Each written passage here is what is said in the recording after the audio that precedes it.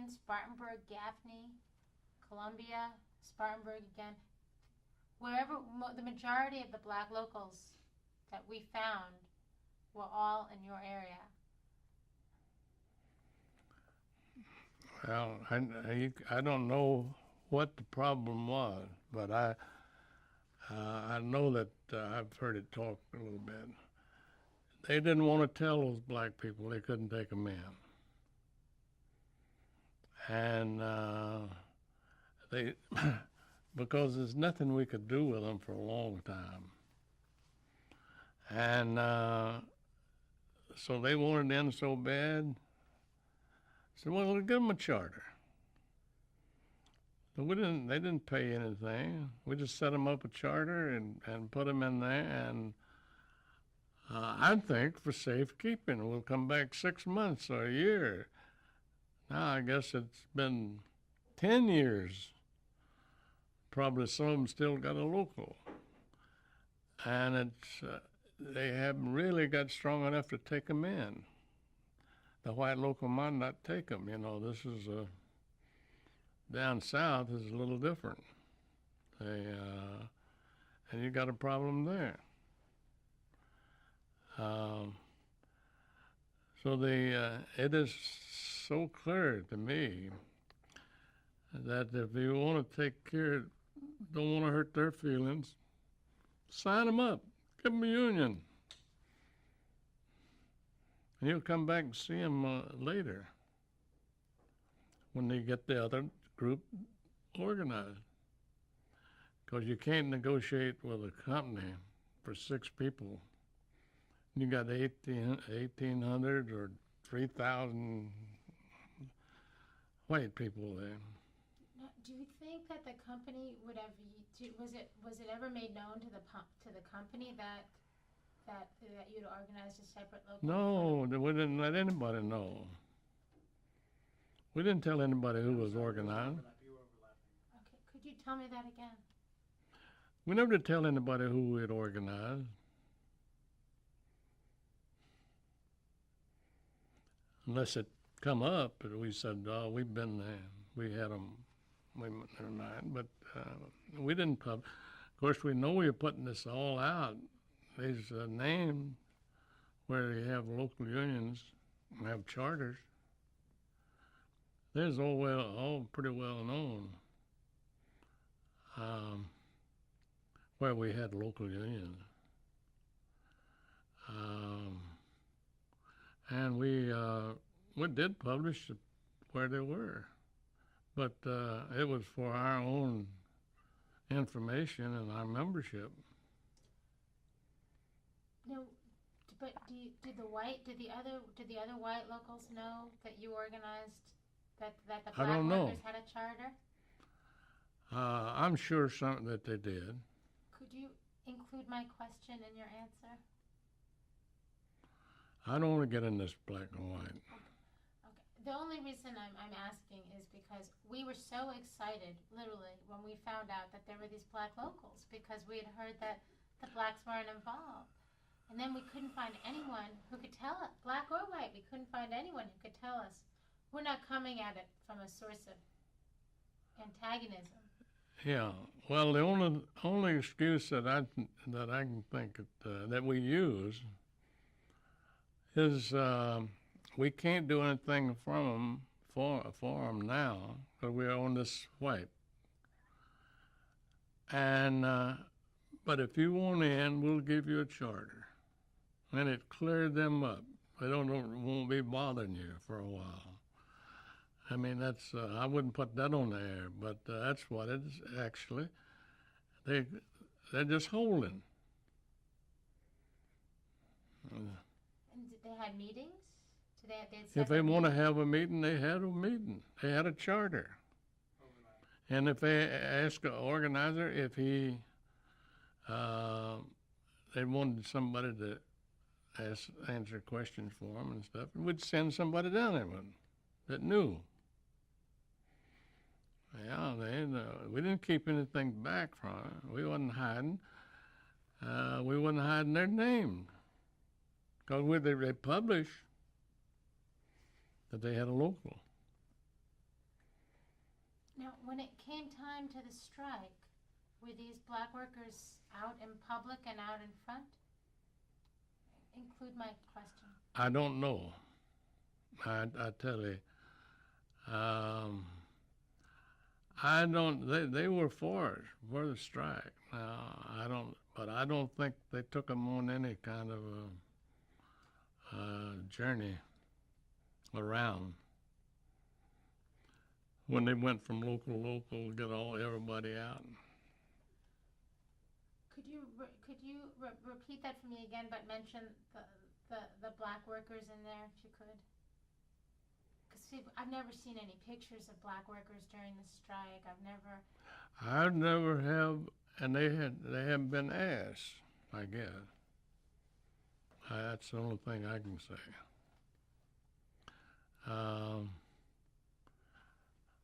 And there's no, what could they do except stir up black and white issues? And God, that hasn't been solved yet. And I guess it'll be a long time to get that. But we're in a lot better shape about white and black makes it now than we have been. So we can keep it quiet, keep it, doing it ourselves or stirring it up, we'll be better off. So during the strike, when lots of workers were going public, the black workers maybe stayed back. Well, I'm not sure. Okay, let's let those folks go in. Okay, now in Spartanburg, your area, most of the mills closed down. Is that right? They're all closed. I think it's a list on that. Yeah, I think it all. They might have been. There's a few that wasn't completed. Everybody walked out of the plant. I mean, there's several. I can't name them, but we had a few mills that didn't walk out.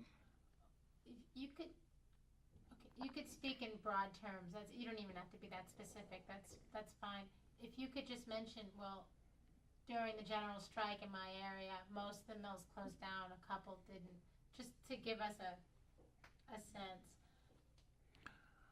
Well, I really don't know whether they all came out or not. But I have a feeling that some didn't come out. Now that question I wouldn't, I can't answer that.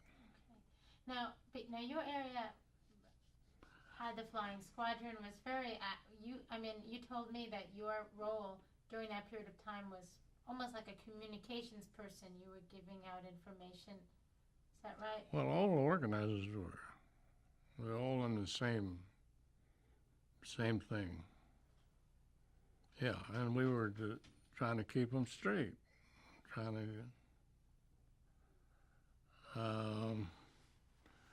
because they don't, it's a new group, got a union, they don't know what to do with it. And so one plant said, we're going to fly, we're going to shut them all down. And they started out, and they all came out. I don't think they had any disturbance at any plant. They all came out, or most of them.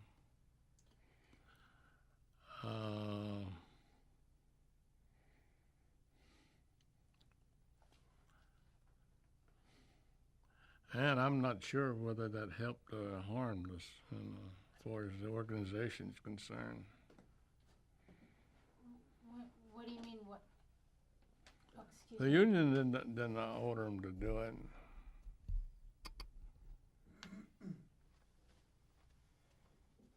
When you say something helped or harmed you, what are you referring to? Well, when they had the general strike, the flying squadrons shut down all the plants around.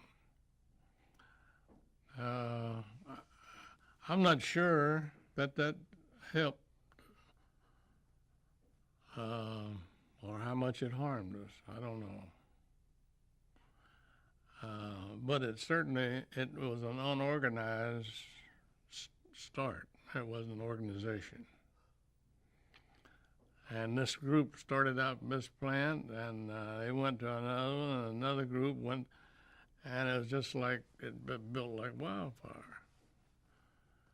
And I know the international didn't have anything to do with it, and I know I didn't have anything to do with it, or any of the organizers.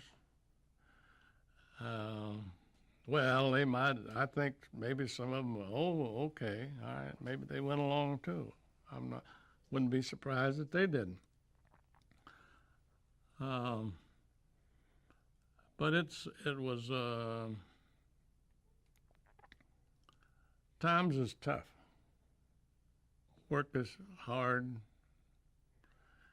and once in a while, there's some people's got to express themselves, and they got to get out and do something. So that did them a lot of good. Feeling, I think.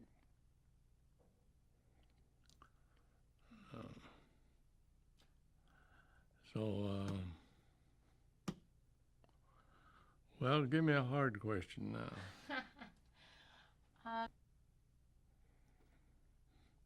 And down south, they haven't got used to black and white yet.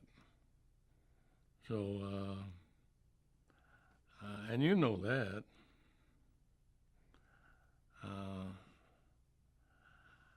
So that just happened to run into something like that. But, it's the reason because we know that's why we were so interested in the fact that there were some black locals, because it meant that this was a time when blacks and whites were working together in some way. Well, I think they wanted the union, and we said, okay, you can come. Now, I don't know the policy of the International Union back then. And I think, because it's the way it happened, that somebody said, well, we'll give you a charter. And you've got a union. Give them a union card. Now, to do that, the International had to know about it. They had to know about it. So they must have been in on it.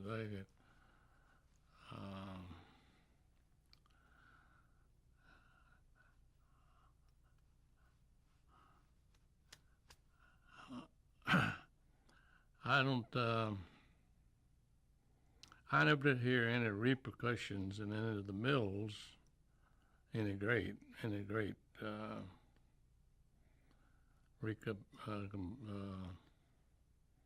about that. So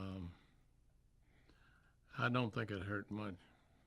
Do you view the fact that there was some relationship between black workers and white workers, even in that way, do you view that as that was a moment of opening, or it was a progressive moment, or something to build on? No. Could you I didn't give any thought about that. We put those in, we give them the charter and local and said, we'll see you later. No, we had no motive. We were just trying to do something that they wanted to do, is to get in the union. And we had no place that they could get in the union and be helpful. Because it's a small group, you got to use it in that group. And you've got that out, got a bunch of people satisfied. So there's a lot more to do, and you say we got to organize everybody, get them in the union. That's easy said, but doing it is a different thing, and you run into all kinds of problems.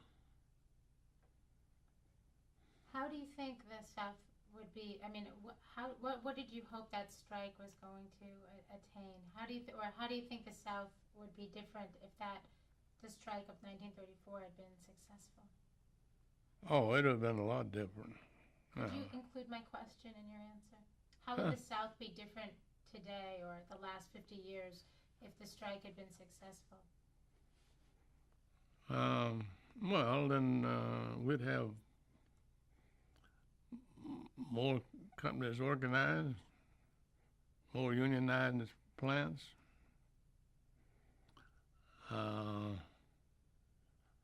Yeah, that's the more you do, more you. So I don't think it hurt us, the union.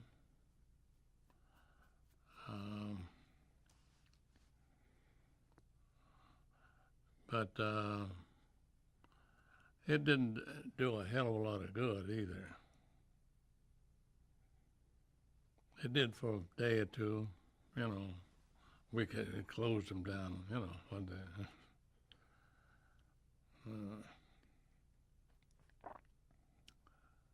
But in the long run, it didn't do the union any good. Did it do the people any good? Well, but the only thing it does make them that they were organized, you know, and they can do something or other. They did it, but I don't think it. I don't think it helped. I wouldn't say. And this idea that some of us have had, this actually Lori and myself, when we found this list of black locals, and these are not just in South Carolina.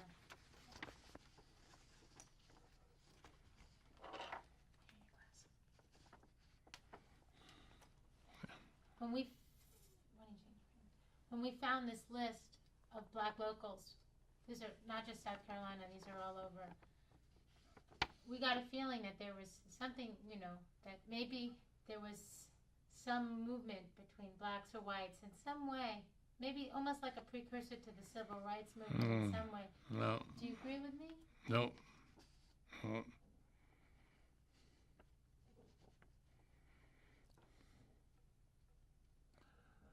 Could you read those out loud? Well, yeah, I know all of these places.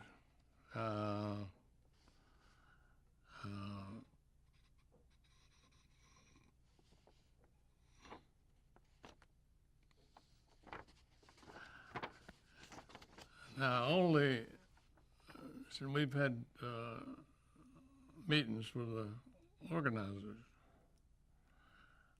international does. If they had been any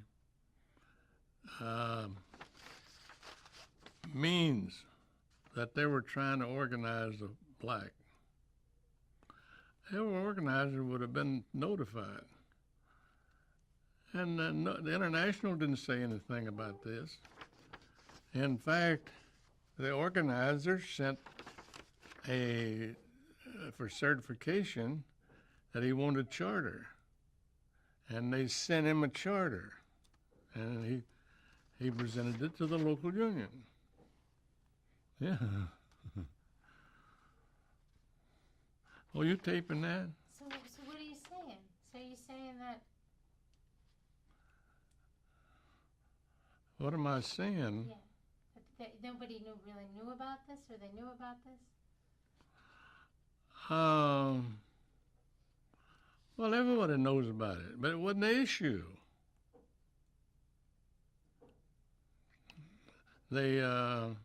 Nobody set out to organize blacks in the textile.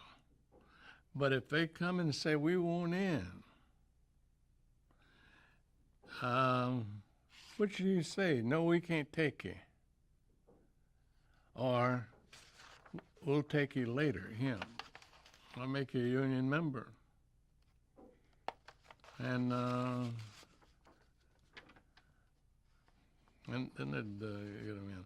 But I didn't even intend to get in there. I didn't know that camera was running.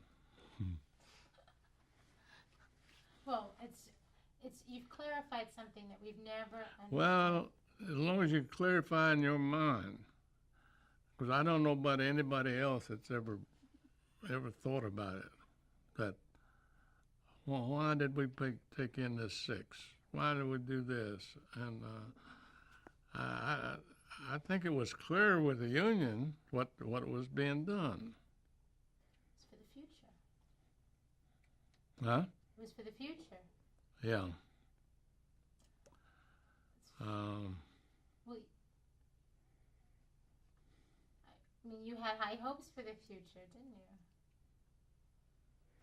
Well, when I became an organizer, it did. Because when I could take a job, I don't. I want to do the best I can for them. And I mean, I worked toward that end, and I think everybody else did.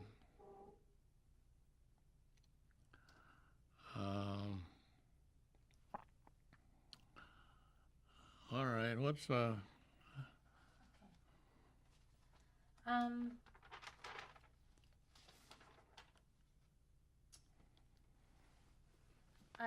just would, if you could just talk about just this a little bit more about the strike in your area and the end of the strike, and then I think we'd be done.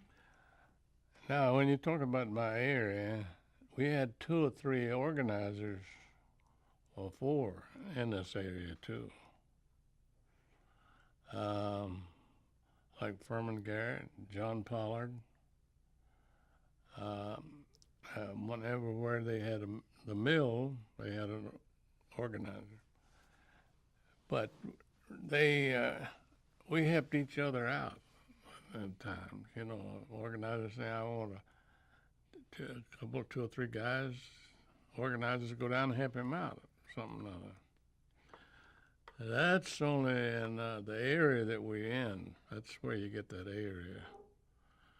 If John needed something in Spartanburg, which sometimes he did, well, we went down and helped John. The other organizers in here, instead of bringing them out of New York and all around, it was just that. You know, it seems like Spartanburg was just a very strong union town, wasn't it? And you told me before that one of the reasons why it was strong was because other unions helped out the textile workers. You'd mentioned the IBEW. Well, the carpenters and the other crafts, the unions. Yeah, we had. They helped us. Could you just describe that? Because that's very important. I mean, you weren't organizing in a vacuum. You were part of something that was bigger. Well, that's right. That's the way to answer that. Could you include my question or my own answer in your answer? Well, we're getting into shady ground now. Really? Yeah. I don't. The other crafts helps the unions, each one. And I don't want to be coming out here way years later and saying that this is the way they do the thing. I'm not. I've been out of it for a long time. However, I've known what's been going on. See, I spent 40 years with the government doing this, but not this. I was settling stuff. Well, after the strike, why don't you just tell me how you think that, in terms of the strike and the end of the strike, how do you think that the community responded and what happened to most of the folks that you had organized and yourself? Well, nobody wins after a strike. You might have got what you started to be settled, most likely less than what you wanted to do. and you paid a pretty strong price. You take 1,000 people, take them out 10 days. The wages they lost, hell, they couldn't. They ought to recuperate that in years and years. But specifically to the general strike. Wait a minute, this thing's still on, isn't it? You don't want to record this? Well, I mean, this is not what went on in the 30s. Well, I'm asking you specifically to 34 right now, the general textile strike in 34. After that strike, I'm just wondering if you could just speak to me about that, the end of that strike. Well, that strike, I think, a lot of people learned a lot of things. That they the union bit off more than they could handle. And they didn't get any really results out of it. And they lost a lot of time. So it wasn't to the union's interest to have that flying squadron or going around and shutting down another plant. That didn't mean anything. That disrupted more than anything.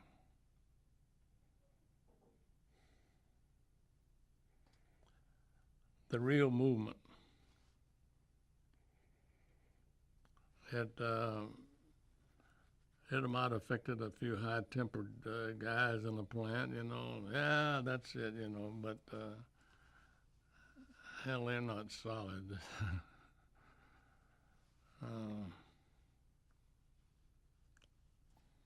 What had you hoped to gain from that period of time? Do you remember your feelings at the time? You must have had some very strong feelings.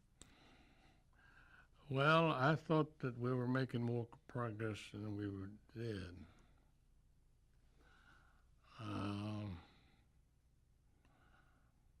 There was another strike that had set us back, nationwide strike. That set us back a long way. How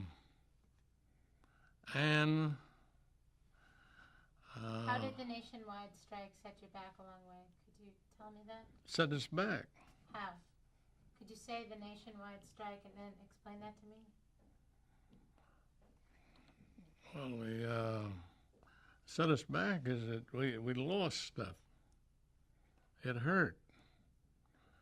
And it didn't make people go into the union. We got a lot of people out of the union by that strike. And I say it detrimental. Some of the places never did open up after the strike. A lot of places went out of business. So that's what I mean. Financially, it is bad. In retrospect, do you think that the generals that it was a mistake? No. I wouldn't say that. I wouldn't say that about any. That is a mistake. There's too many ifs and ands about the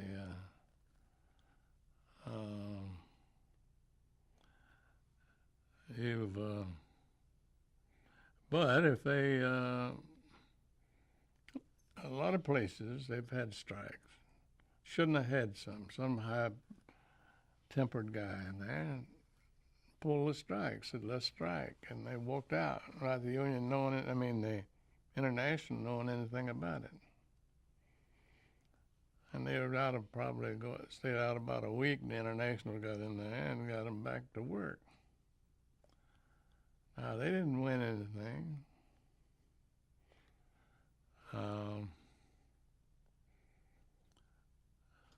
So there's been a lot of mistakes made, and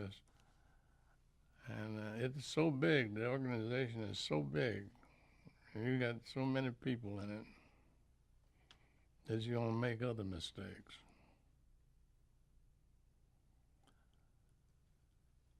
And but I think it sometime he'll get it. They'll do it.